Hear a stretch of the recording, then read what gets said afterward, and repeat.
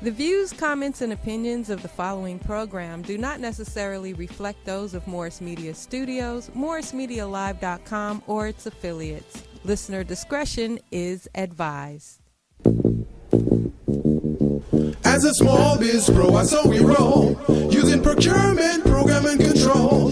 As a small biz pro, I saw we grow, using procurement, program, and control. I'm a businessman, yes, I'm an entrepreneur. Oh yeah, I'm a businessman, yes, I'm an entrepreneur. Oh yeah, I'm a businessman, yes, I'm an entrepreneur.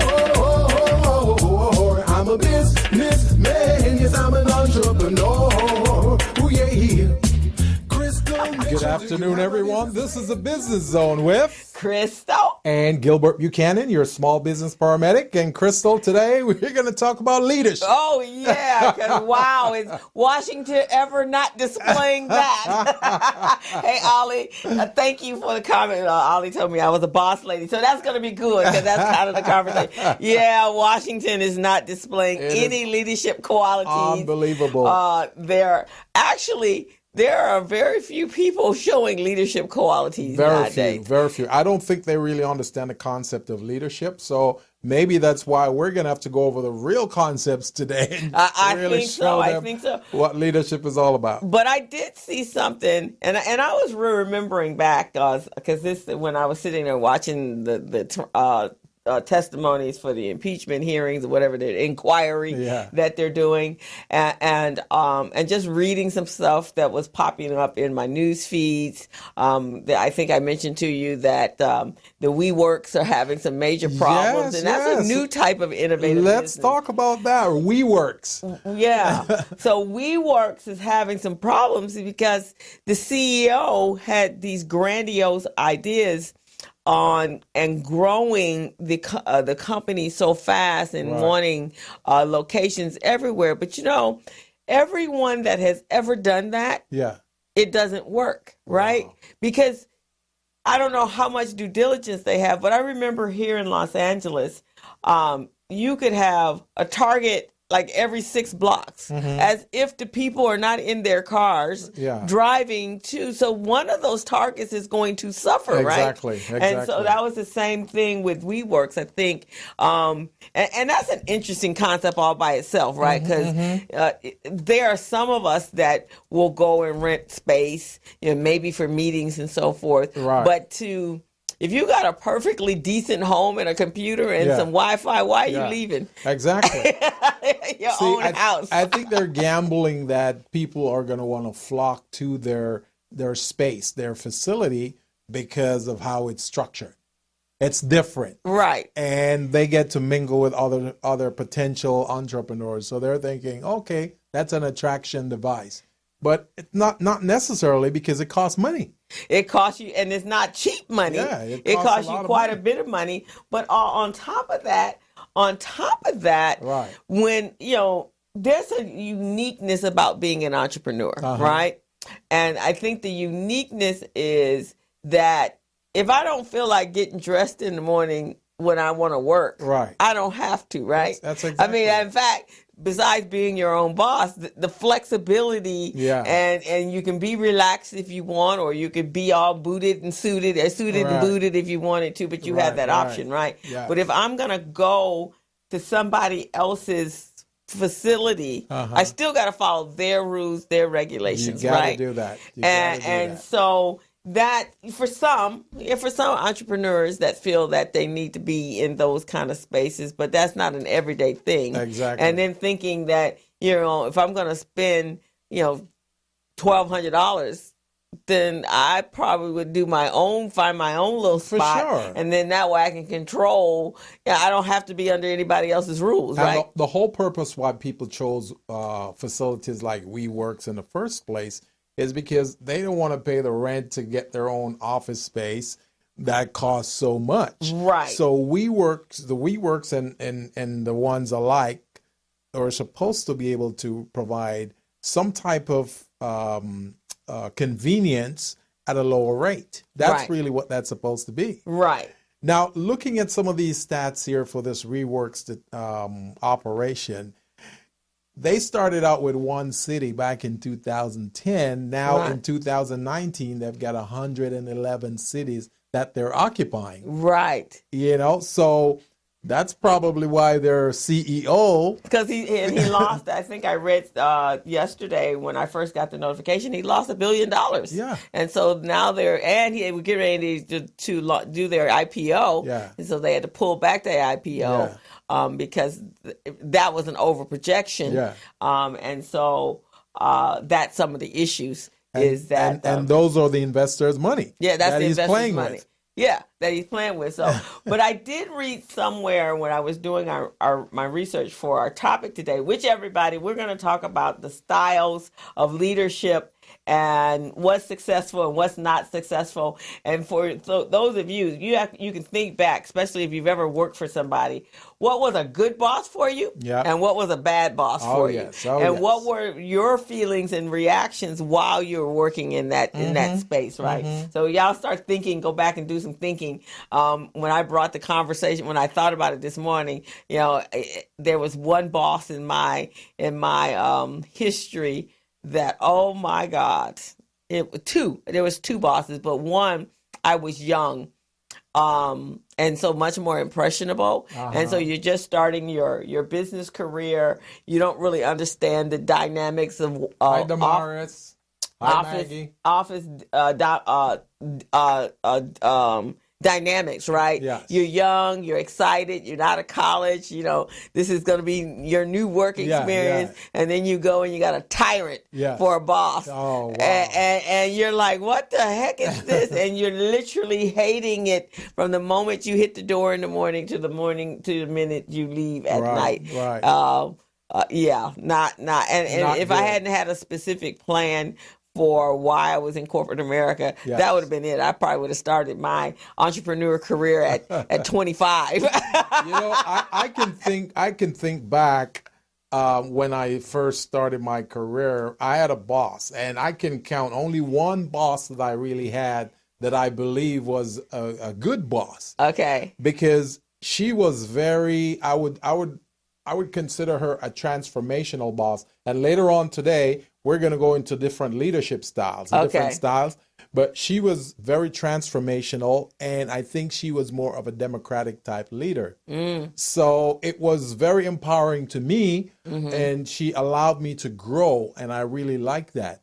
The other bosses that I've had, oh man, not so much. Not so much. Yeah, right. Because you have, and I think the one that I did have that actually shaped my career, I would say, was a controller that I worked for, and he just was very, very particular. Not a tyrant, right? But very, very detailed, because he was an accountant, right? So, and he was a controller. Yeah. So that was the nature of him, of his personality. Right. But I will say, I am the business person or that accounting, bookkeeping that or even the coach that I am today, based upon that time I had. But it wasn't abusive. Right. It was just, he would make you be, very acute of mistakes, and to understand why you did it. Yeah. Sometimes he might not answer the question I had because he wanted me to actually do the critical thinking, right? Yeah. And so,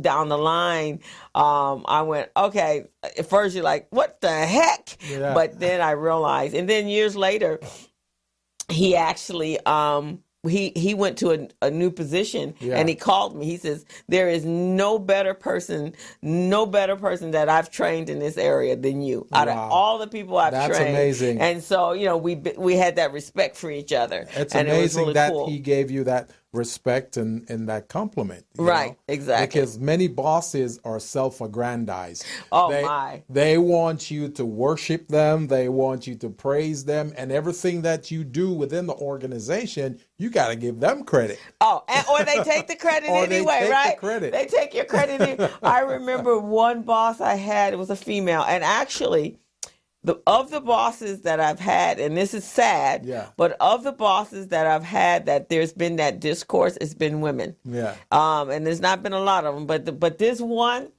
I remember, I had learned how to kind of just maneuver around her. and I didn't have to directly report to her, but whenever the direct supervisor was out, then she was the one. But you never knew what mood she was in. She could come in, oh my God, and you had to kind of tiptoe around her to see whether or not she was going to be the Attila the Hun that day. Hey, Andre. Or she was going to be not. And she loved to golf. Right. And, everybody was just super excited when she went on a tournament. Oh, my God. Because at least she'd be happy the days leading up to it. Right. But God forbid if she lost, then the next. But I remember, now this is a long time ago, because I was in my 20s. Yes. This is like my second job, I think. I remember a temp came in. At that time, temps were really a part of the fabric of corporate America, right? Right. And I remember her coming in at 9. She got there at 9. By 12 o'clock, she went to lunch and never came back. Oh, my Lord. She snuck out the back door, and like, well, what happened to the temp? Because that lady had been on one all morning.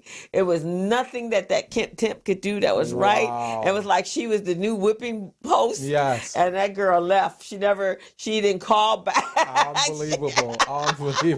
And so many of us have had so many horrible experiences of certain bosses.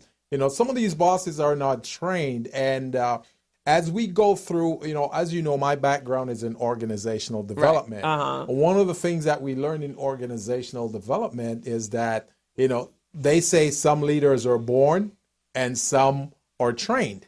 And I believe there's a combination of the two. The ones who are not born with the DNA, they need to learn it along the way. Yes, they do. Yes. I think that's really, really, and be humble, because I think that's part of it, right? You got to be humble as well. And I think that leads into our next information list that we have here, where we talk about the different communication issues that prevent effective leaders from leading. Yes. And here's a survey that was conducted by Interact and Harris Polls. This is for U.S. workers. They surveyed 1,000 workers, and they came up with these areas. They said that for a leader not to recognize an employee's achievement, when they did a survey, they found out that 63% of those leaders would do that. 63%, which is unbelievable. That's very, very high. Yes. And it's not surprising, because,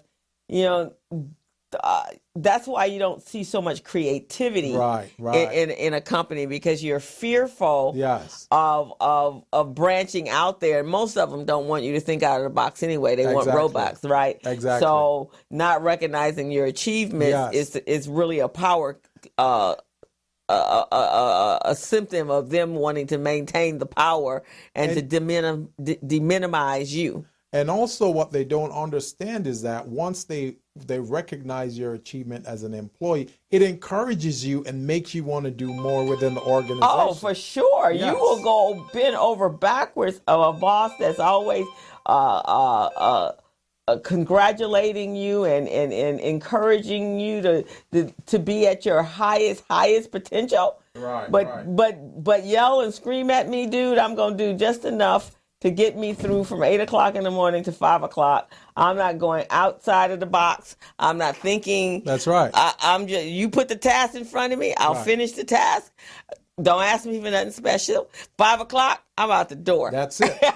and that's what they don't understand, that by paralyzing some employees. Yeah, that's a good word, paralyzing. Yeah. That's a very good word. Or subordinates, it makes them not want to go the extra mile for the organization.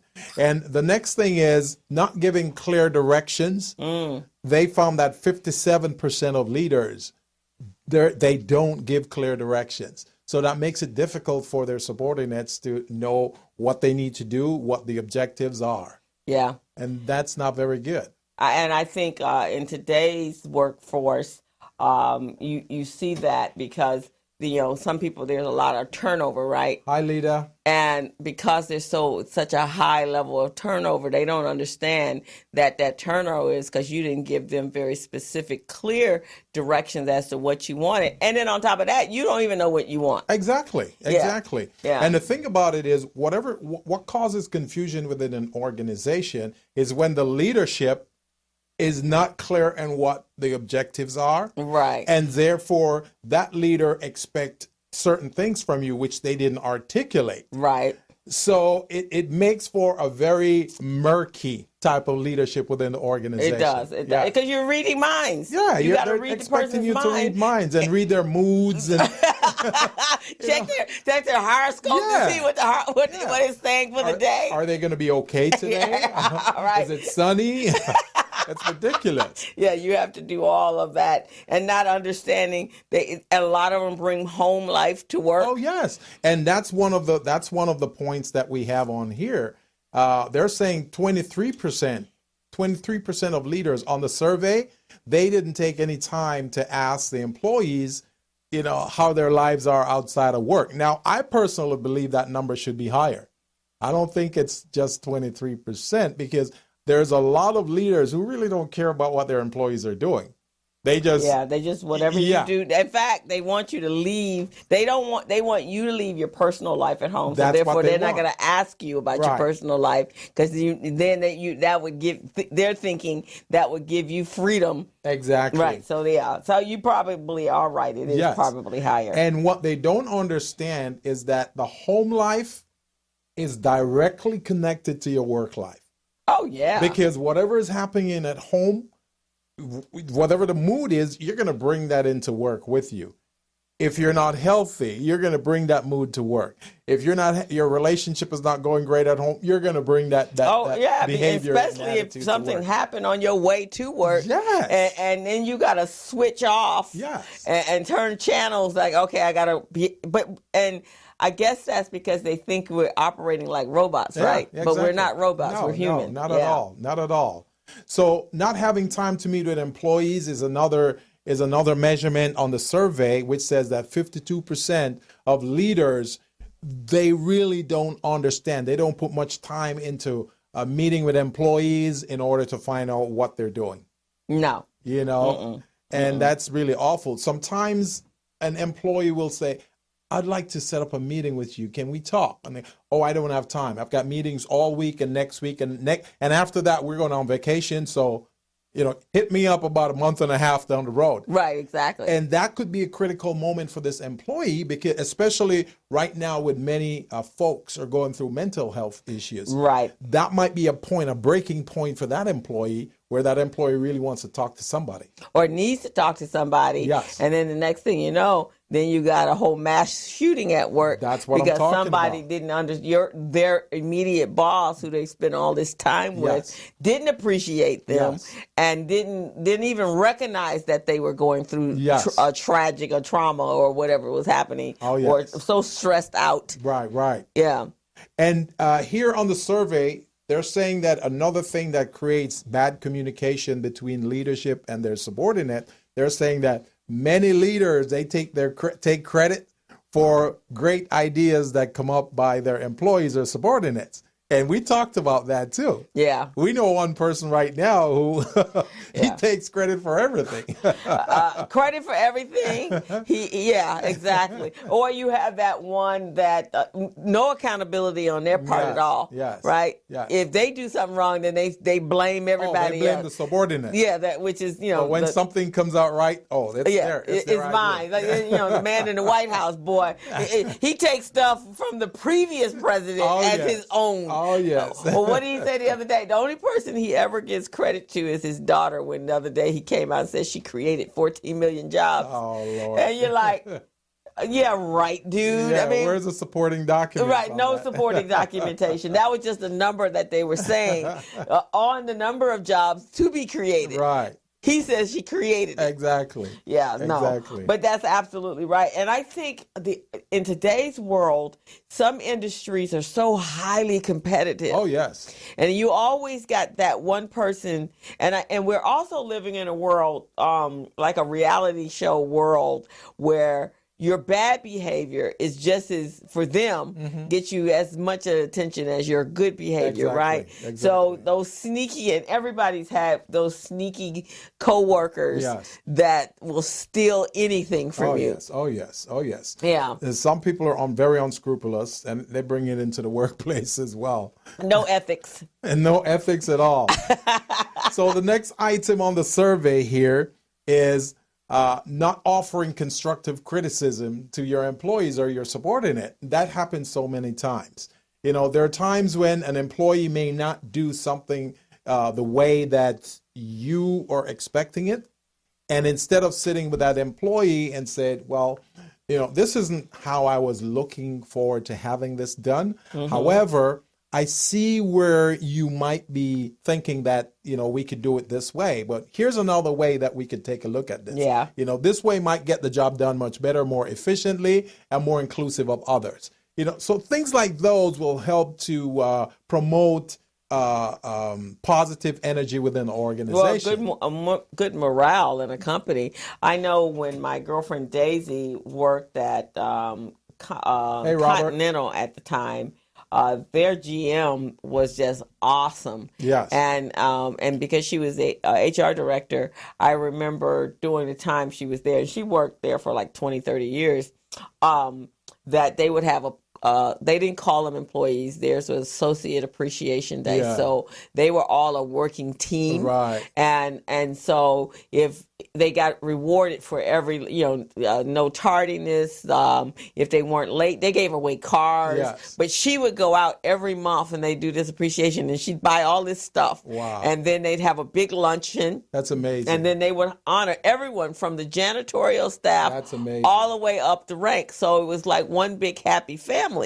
Hey, Melvin, welcome. And that's what's important. Andrea, for you to get for people to get to reach their highest potential. Yes. Feeling like you're spending 8 hours a day. Yes. For 5 days a week and more, if you depending on your business, you there more than you're at home. That is true. So it becomes your family, right? That is so true. So my most favorite job was, we did everything together. We camped together. We had happy hour together. We celebrated birthdays and weddings and births and I was there.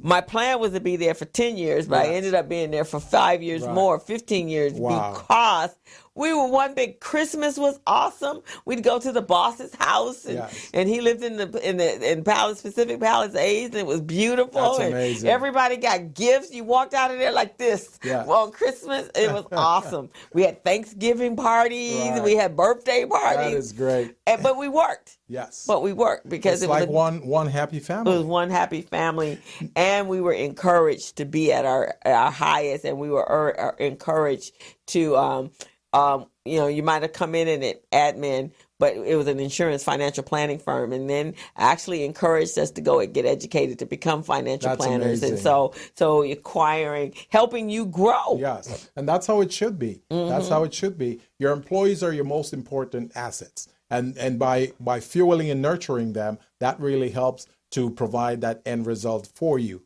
Now, for those of you who are listening, I want to thank you all for tuning in to the Business Zone. Andre, Lida, Richard, Melvin, Andrea, I really appreciate that. If you guys want to join the conversation, give us a call here at the Business Zone. The phone number here is 323-293-3375. That's 323-293-3375. Join the conversation. Now, I want to ask you guys this question. Have you ever worked for an employer who didn't know your name? No, I know. So anybody on my Facebook Live, anybody didn't know who you were, didn't know your name? Have you ever worked for an employer who did not know your name? Well, 36% of employers do not know their employee's name. 36%. Oh, that's sad. Are we talking like a big factory? Big, small, medium, they don't know. Wow. They're supposed to know these things. As a leader, how are you going to get good results out of these folks if you don't even know their name? But that's because they're sitting up in their ivory towers. Yes. And they never come down to meet with the little people. Let me see if I ever worked anywhere where the employer did not know my name. I can't remember. No, I've never worked it because most of the places I've worked, I've never worked my first job was a big factory. That boss might not have known because I worked in data entry, so I was down in the dungeon. Right. So he probably didn't know who the heck I was. But it was a respiratory. They built a respiratory systems or machines. Right. So that one and I don't even know if they were even on. I don't even know if they were on campus. So that one may not have known who I was. But how about your direct supervisor? Yes, my direct supervisor knew who I was. There's sometimes in some cases there are direct supervisors who don't even know your name. That is awful, and that's what we're talking about. Oh my God! How do you not know your direct supervisor? Not know your name? That's pathetic. That's pathetic. That is pathetic. That's like Trump saying, "No, I don't know who that is. He brings me coffee every day, but I don't know who that is." That is unbelievable. And the next part of that is, have you ever had your supervisor or your employer refuse to speak to you on the phone? No. Because 34% of employers do that. They refuse to speak to you on the phone or speak to you in person. Hey, the other way around. Like, dude, you done called me like every 5 minutes. I ain't talking to you no more. But no, never have I had a boss or your direct supervisor refuse to talk to you on the phone. Unbelievable. So you guys, you can check out this survey. It's online. It's called Communication Issues That Prevent Effective Leadership. And the source is Interact, Harris poll, and there's 1,000 workers that were interviewed, and these are the results that they provided. That's so sad. Yes, 1,000 people said that. So it's unbelievable. It's unbelievable. Anybody out there listening, you ever guys had a boss that didn't know who you were, didn't know your name? Give us a call. Wow. What they call him, dummy? They probably call him something. You know, some employers, they just call you a nickname, because they don't know your name. Wow. Those things are unbelievable. That's sad. So if you guys want to tune in and join the conversation, give us a call here at the Business Zone. It's our phone number here is 323-293-3375. That's 323-293-3375. We have an amazing show today, and today we're talking about leadership styles. We're talking about leadership both in Washington, in your local community, and you as the leader. You as a leader as well. You as the leader, or lack of leadership. So maybe you can shed some light on this topic for us. Maybe you've got some styles that can really help a few people out there. So give us a call. So we're going to go ahead and take a quick break, Crystal. We are. And we're going to come back to some of the topics that you want to cover, right? Yes. All right. We'll be right back, guys. So you guys are watching the Business Zone with Crystal and Gilbert Buchanan, your small business paramedic. Take a break. Subcontractors and small businesses are very good at performing their craft. But when it comes to managing their paperwork and efficiently running their business, not so much. That is why Buchanan & Associates, a multiple award-winning supplier diversity business management, technical support, coaching, and compliance firm is here to help you. Buchanan & Associates possesses core competencies in small business paperwork and government compliance, back office management and business support, business infrastructure and organizational development, light rail transportation program management, assisting small businesses in packaging and submitting their minority, woman-owned, and disadvantaged business enterprise certifications. We even match you up with contract opportunities. Buchanan & Associates has delivered more than 7,500 hours of training to subcontractors by preparing them to become business-ready, contract-ready, and bank loan-ready with the ability to quickly access key documents in seconds. Buchanan & Associates helps subcontractors accurately prepare, manage, and submit certified payroll, contract compliance, and labor compliance reports to primes so that they can get paid on time without delays. If you need to meet your disadvantaged business or small business enterprise participation goals, Buchanan and Associates can help you. If you need a qualified and experienced firm to oversee... So we're back on the Business Zone with Krista and Gilbert Buchanan, your small business paramedic. And today on the Business Zone, we're talking about leadership styles, leadership issues, and communication issues that prevent leaders from really communicating and motivating their employees in an effective manner. Today, we're looking at 8 leadership styles that we're going to go over today. Crystal and I, we're going to dive right into this, and we're going to talk about the different styles, and we're going to break it down for you. We're going to go through the details of each style so you can understand. First, I'm going to list these styles, and then Crystal and I, we're going to dive right into it. Okay. So the first style is the democratic leadership style, okay? The second one is autocratic. The third is laissez-faire, and we're going to break all of this down for you. Then we've got strategic leadership. Then the transformational leadership style. Then transactional leadership style. We've got the coach style, the coaching style. And then the final one is bureaucratic leadership style. So we're going to break down each and every one of these for you so you can tap right into it. So, Crystal, which one of these leadership style you think you exhibit? I'm more the coaching leader. So you're coaching. Well, a little bit of several. So the coaching style, transformational, and democratic. Yeah. And strategic leadership. Those are probably the ones that if you to take them all, and because depending on the situations and the individuals that you're working with. Which is a very good point that you mentioned there. So my style is a democratic leadership style, and I'll tell you why I say that my leadership style is democratic. Now, democratic leadership style is also considered situational leadership style. That means you develop a leadership style based on the situation that you're in. Yeah. A situation that the company is in or your team is in, so you can lead effectively. The democratic leadership style is often used by forward-thinking leaders, the ones who believe that they can nurture and they can grow their supporters. So with a democratic leadership style, which they also mention as a participative style, this one is a combination of autocratic and laissez-faire and the coaching style. Okay. So if you have those different styles and you want to combine them, then the democratic style is a good style for you. Okay. Now, this is one where the leader asks for input from other members or other supporters. Yeah. So instead of making a final decision, that leader will ask, what do you think? What's your input? And try to get input from all the supporters and before making that final decision. Which is a good style. It's a good style. It really encourages your employees to really reach the top, whatever their highest capacities are, right? And they feel important. Oh, yes.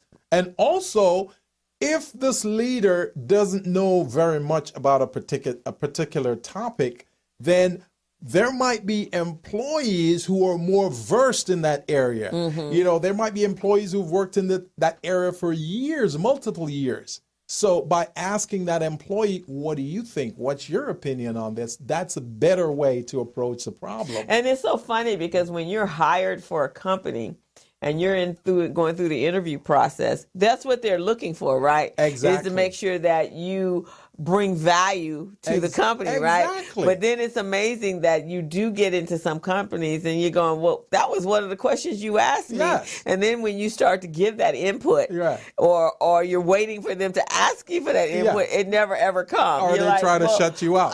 Right, exactly. Wait a minute, was this a bait and switch? Exactly. But yeah. So to me, the democratic style is more of an inclusive style. The democratic style works for me as a leader because I can get so much out of it.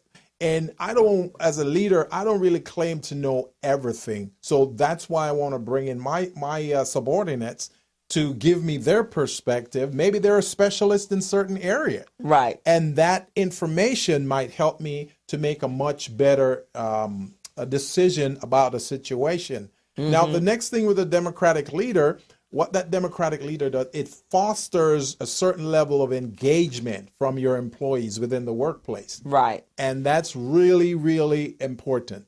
And I think if you want to grow your business, Oh, yes. And you want to take it, if you have a certain vision for your business and you want to take it to a certain level, then everybody has to be on the same page, Exactly. right? And you're going to need that input because one, especially if it's a small company, you can't do everything yourself. No. Right? No. And you have to be able to say, okay, what am I really good at? Yeah. Then I need to be able to delegate the rest so Right. that we can really ultimately get That's to what I'm talking about. Right. And a typical example of that, Crystal, would be you and I. Yeah. So my background is organizational development. So I develop businesses, I build businesses, I take businesses apart. I do forensics on businesses, so they can become business ready, contract ready, and bank loan ready. Right. You are more finance. Yeah. So you deal with the financial aspect of a business, the bookkeeping, the accounting,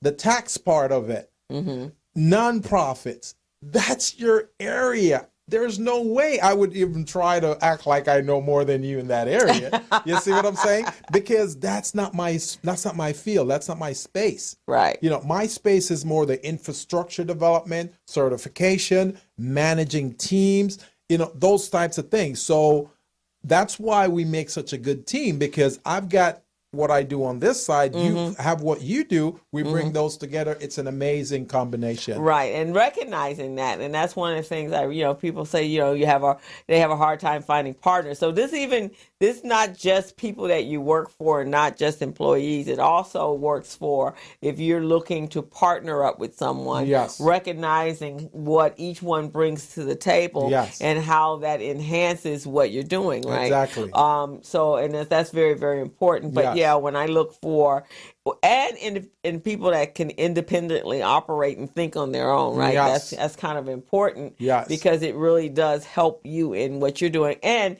you're not trying to micromanage everything. Exactly. Right? Because when you Exactly. micromanage everything, something gets lost in it because you can't. You're going to stifle growth. You're going to stifle innovation. Yeah. You're going to stifle all of those things when you micromanage. Yeah, because people eventually, when they first encounter, they're gonna get pissed off, and then after that, it's like, Exactly. well, it's your show, so you do your show. Exactly. I'll just stand over here on the sideline. Now you have a disgruntled person to deal with. Right, exactly. Where it could have been someone, like you said, that has a skill set that would be beneficial in you growing or your business growing. Right. So, yeah, that's really, really important. Yeah. And the other side of me, because my when I first went to school, my degree was in child development. So I understand the psyche of individuals and what makes them tick and how to reach. So, and I think that's why I've been so successful in my doing accounting and bookkeeping, because that's not something people really they don't galvanize to, they don't embrace it. So I have to stroke them to get them to that place where they're even wanting to pay attention to that. Because, normally that's a boring area. Right. People are not real thrilled about doing that. So the Democratic, and I think with the exception of that crazy woman, I think when I have worked when I was working in corporate America, a lot of the leaders I work with were Democratic leaders. Yes. Yeah. And we did some studies in grad school, okay? And I'm going to put this out there to all of my listeners, and I want you to tell me if you ever had this experience, because this is so true. We've tested this over and over. And even when you watch some of those reality shows, you will see that what I'm saying right now is true. Hi, Ty. Hi, Raul. So here's the deal. Have you been in a situation where you're thrown in a situation occur, there's 2, 3, 4, or 5 of you in this group. Hey, Sharon. And you guys don't know what to do. And then one person emerges the leader, and that person started telling the group what to do and say, hey, I think we should do this. Maybe we should go over here. As a matter of fact, this is what we're going to do. Right. So that will last for a little while, when people are in an unclear or uncertain situation. That assumed leadership will work for a little while, and then really soon the group is going to get sick of that person. Well, because the power goes to their head. They're going to get sick of that person real quickly, and they're going to go, who died and left this person boss? We didn't vote for this person to lead us. You see what I'm saying? Yeah, you see that on all of the reality shows, the Survivor shows. Even when you watch those reality shows. So those things are really true within the reality shows too. Yeah. Because this has been tested and proven. Because we've done this in grad school over and over, and it's true. Yeah. It's true. So the person never assume the leadership first, because you're going to get killed off. You're going to get killed. Right. I let people, but here's the interesting thing. People recognize leaders. Yes. So, and I was in a situation recently. I had no connection to really any of the organizational piece, right? But for whatever reason, the person that was in charge wasn't there. Right. So all of a sudden, people are coming over asking me what to do. And like, why are you asking me? But I get that. I'll be in somebody's new building. Yes. As a visitor, and they'll come up and, can you show me how to get? No, what? I'm visiting like you do. Probably because you have that leadership demeanor. So you have to have a demeanor, and people will rise up to you. Because they're looking. Everyone is looking for Everyone is looking for guidance. They're looking for leadership. But just remember this, folks. Remember this, small business owners. The person who assumed leadership first is going to be killed off real quickly. Just remember that. If you don't believe me, try it. Try it. So I'm going to be the leader here. No, let them come pick you. That'd be better. They'll in situations like those, I rather go second or third as a leader, because when they kill off the first one, now they're looking to another leader. Right. And then at that time, this is usually what the dynamics is. They usually say, okay, let's vote to see who should assume the leadership role. Right. Exactly. So then they'll take a vote right there. Right. And if the person that they vote for isn't really effective, then they're going to vote that person out. Right. And they're going to vote for someone else. Yeah. So in that case, hey, Roxanne, usually I prefer to be the second or third choice, because run about that time, things start settling in. They start seeing the styles that are not working. Right. And then they're ready to adapt to the situation within the group. After the initial shock is over of whatever they're going through. Now they're looking for. Then every now and then that particular person might, they might timidly or very quietly interject something that won't get kicked back to the curb. And then and so those little nuggets kind of come in sporadically, right? Yeah. And then all of a sudden, like, wait a minute, that one seems like they got a head on his shoulder. That's what I'm talking about. And I think I should be following that person, because then you're proving it by example. You're proving. Right. And those things happen every time. So I want you guys to take a look at that. And David Sanchez, thanks for tuning in. Larsenia, thank you for tuning in as well. Really appreciate it. Now, Crystal, you've got some other styles that we want to go over. I like the one, and because this one kind of steps up with our nonprofit business. Which one is that? It's visionary leadership, right? Oh, I like that. And innovative people that are creating a product or a service, but they may not necessarily be the day-to-day kind of leader, right? Right. Because they have big visions. They see the big picture. They can drive the progression. They can change. They can inspire, because they're all excited about their new product, or if it's a nonprofit, they're all excited about the mission and the vision of the organization, right?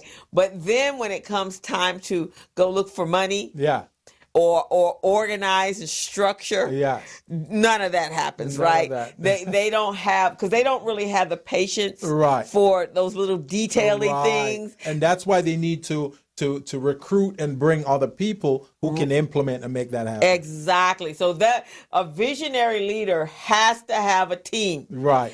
And they have to make sure they delegate to let those individuals know, look, I'm a visionary. Yes. So I'm going to be coming up with big ideas all the time. Yes. If you think it works, give me space. Yes. But if you think it's just out there completely crazy, yes, I'm okay with you reining me back in and helping me see why it won't work. I like that. But you have to have a team. Yes. You cannot be a visionary leader, a solo visionary leader. You gotta doesn't work. Yes.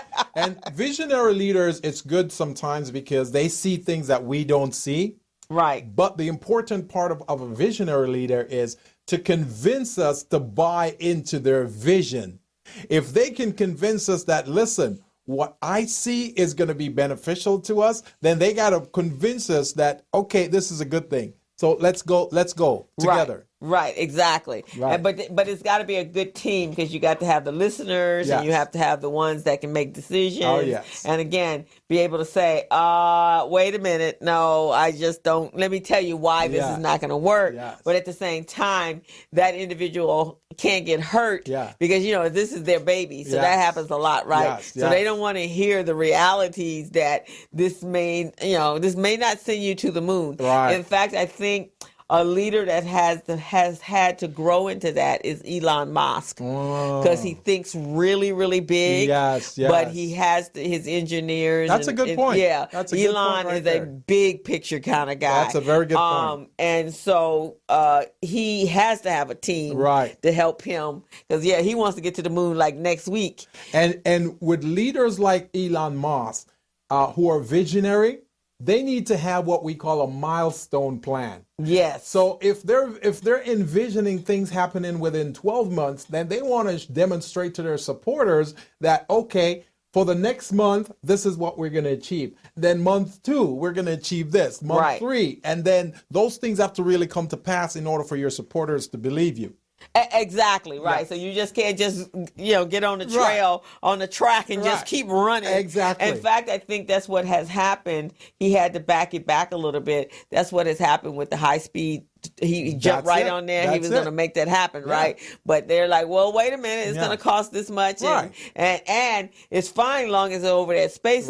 Right. But when you start having to negotiate and interact with other municipalities and cities and counties and all those people, because those people are not visionaries. Exactly. And then there's regulatory things that they need to take into consideration. Right. Because there's some, and this happens a lot in corporate America when you don't have that visionary type, or actually if you worked in governmental type agencies. And I guess that's why politics get so bogged down, because really they're not the most creative people on the planet, right? No, they're not. They're all based upon policy, but I think also because that's extremely competitive.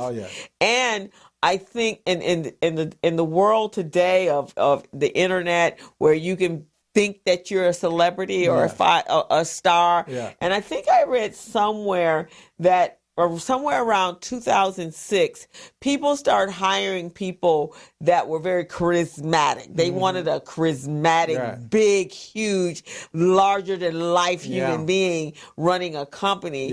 But I think you see the results of that, right? That's right. That larger than life sometimes doesn't want to hear anybody. They become the celebrity person. And I'm a star now. Yes. So treat me as such, like they're in Hollywood. And see, that's the one that deals with the self-aggrandization. Because they're thinking, okay, it's all about me. It's not about my team, not about the organization. It's about me. Right. Exactly. So the next style that we have, Crystal, the one it's called coaching leadership. That's the one you mentioned. That's kind of me. You try to bring out the best in the people. Touching into all of their talents and their skills, and if they have some areas where they're not strong in, then you help them tap into to what you see, because you can see their potential. And they may have some fears or some things that prevent them from that, so you're motivating them. So and that kind of falls into being a coach, and I think a person that would be really big on that is a person that's in the fitness industry, because you're helping an individual reach or nutritionist, something very hard to change how you eat or to lose weight or whatever. You need that person that's always motivating you and pushing you in order to reach the goals that has been set for you. Exactly. So the coaching style is really good because what it does, it helps you to tap into the strengths and weaknesses of your subordinates.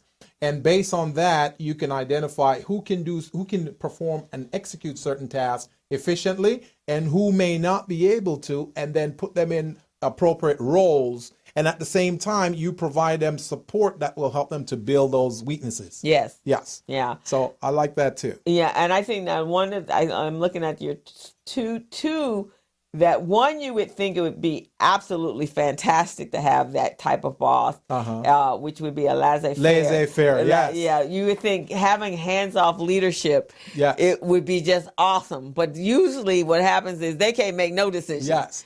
And then that creates complete chaos in a company. Yes. The laissez-faire type leadership, that's another option.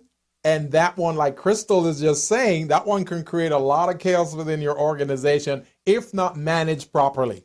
Yes. Yeah. Because they are like, oh, I'm laid back. No problem. We'll do whatever. Oh, yeah. You got discourse between employees. Whatever. It'll work itself out. Yeah, they'll figure it out. Right. They Don't like worry about it.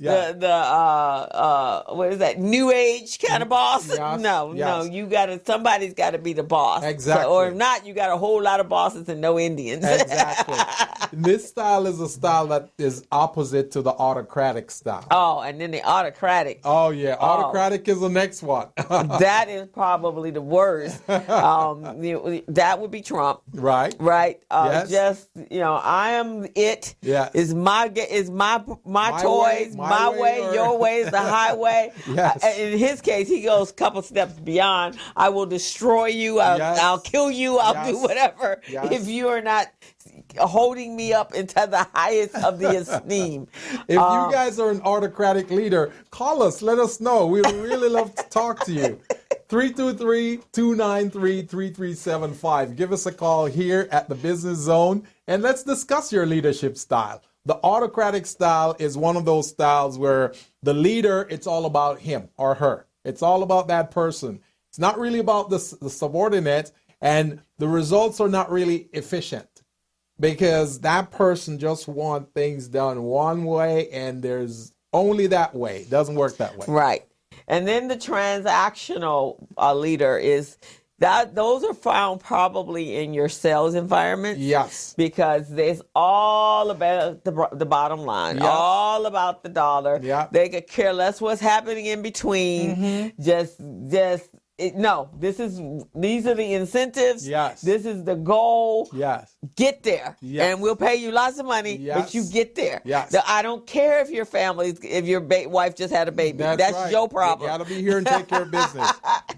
So another boss that I, as far as my personality, that I've never been able to work in that space like that. Those do not bring out the best in me. Right. And I learned early on that to work in a place that allows me, when I was working for people, to allow me to be me. But again, it's their place, right? Yes, when you realize that you can't be you in their places, then you have to make some. It's time to go. Yeah, the transactional leader, that's the one who says, okay, we're going to provide merit. So you perform and we'll give you this. We'll give you some time off, or we'll give you a little bonus or something like that. Those are the types of leaders that are considered transactional.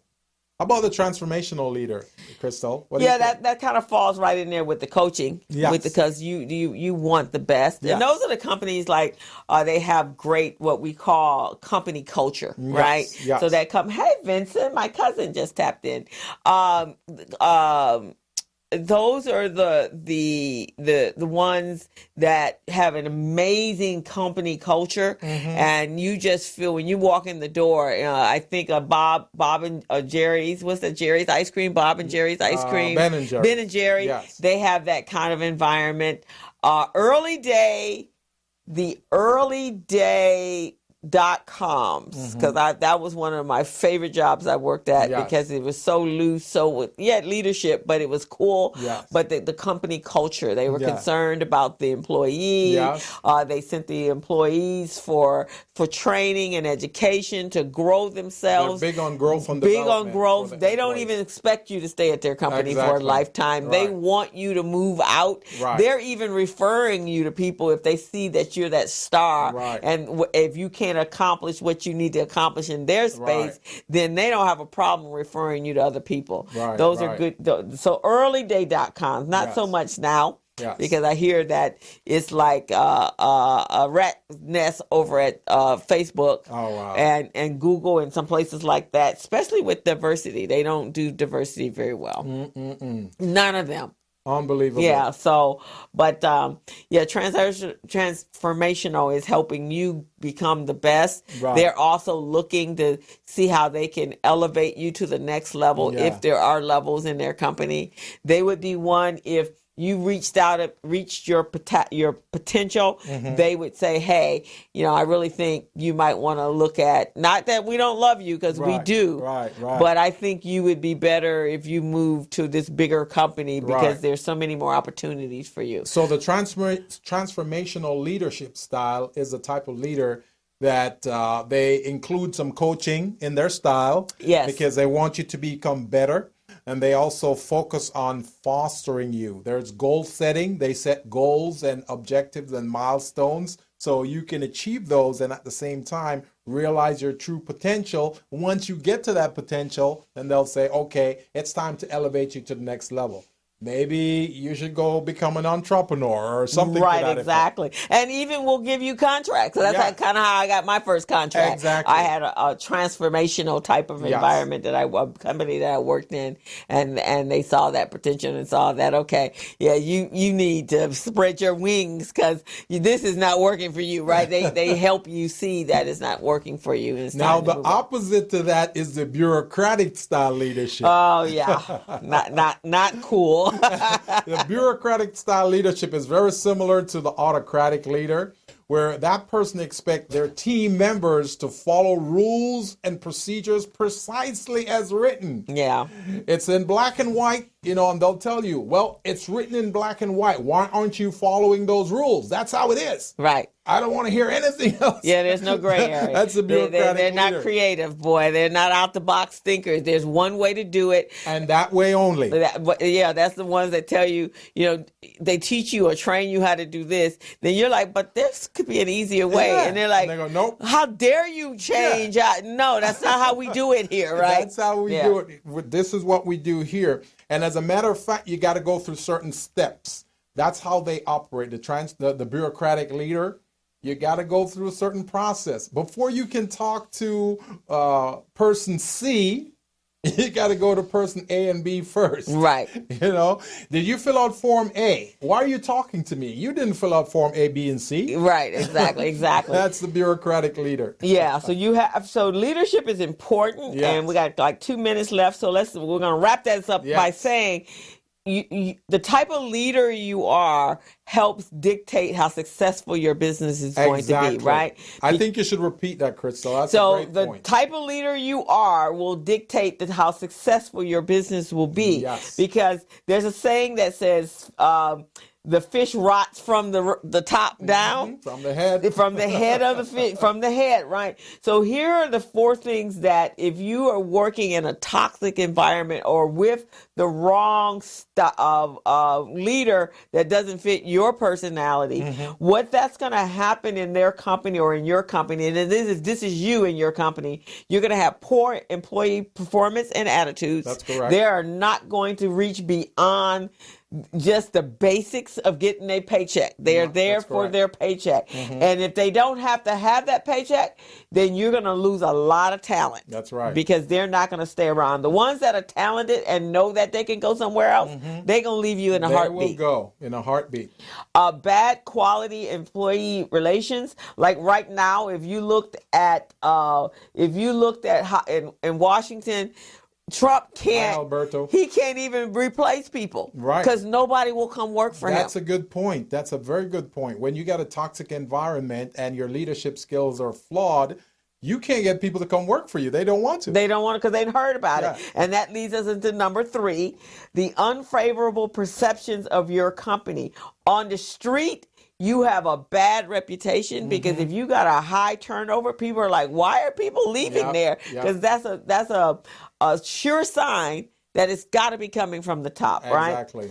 And then finally, number 4 is the company will begin to have all kinds of legal issues and problems because disgruntled employees will sue you. That's right. They will go to EDD or the Employment Development Company if you're in California and whatever they call it in anywhere else, and they will make up stuff and they will find an attorney that has no problem going. And the more successful your company is, the more assets it has, the bigger the lawsuit is going to be. That is true. So they will be very unhappy and you will find yourself in court on every other week. That's right. And when you have poor leadership, poor policies and procedures, and you have disgruntled employees, then you start having what we call organizational dry rot. Right. That means that company is going nowhere. It's going to self-destruct. Right, exactly. And the legal problems and all of these problems, you will start losing contracts. Oh, yes. And the next thing you know, your business will go dry, it'll be stagnant, and you're going to end up closing your doors. Exactly. So that's very important. Leadership is important. Go out, find a coach. Find a coach. Or go for leadership training classes. In fact, I have a class coming up on Monday of the 18th talking about your business model and your key partners and how you are doing business. You got one coming up soon as well. Well, actually, I'm going to launch a new series. Okay. I'm going to launch a new series. So we're going to do this in December. And we'll notify you guys by Facebook, email, you name it. Okay. We'll let you guys know. So we have come to the close of another hour. Come to the close of another hour on the Business Zone. This is fun. This is amazing because, we're enjoying this. Right, exactly. So the whole month of November, we've been doing this. December, I'm going to bring in guests. Yeah. But I thought it was really important for people to get a feel for what we do. Yes. And so having class. So we have one more, and then we actually have one more Friday. Yes. And then after that, I'll start bringing guests in December. I want to thank all of you guys who tune in to the show today. Ty, Mike, Roxanne, Larsenia. I want to also thank David, Alberto, Andrea, all of you guys who tune in. And I want you to start looking at your leadership style. Check out your leadership style. We listed 8 of them here today. Check out your leadership style, see which one of them coincide with these styles, and which one are you? Are you fostering your employees? Are you supporting them? Are you nurturing them? Are you helping them to identify strengths and weaknesses? Let us know. And so, then you can find out which one you are. I'm going to when you can go to YouTube under the Business Zone with Crystal and Gilbert and check out the show and look in the description box, and we'll have out the descriptions, and you can go and do some research and investigation and find out what type of leader are you. That's what I'm talking about. So I want you guys to tune in again next Friday from 3 to 4 on the Business Zone with Crystal and Gilbert. So we're out of here, guys. Have a great weekend. We're out of here, folks. And be safe. And love to all you. Bye, everyone on Facebook. See you next week. Bye. Thank you for your support. As a small biz pro, I saw we roll, using procurement, program, and control. As a small biz pro, I saw we grow, using procurement, program, and control. I'm a businessman, yes, I'm an entrepreneur.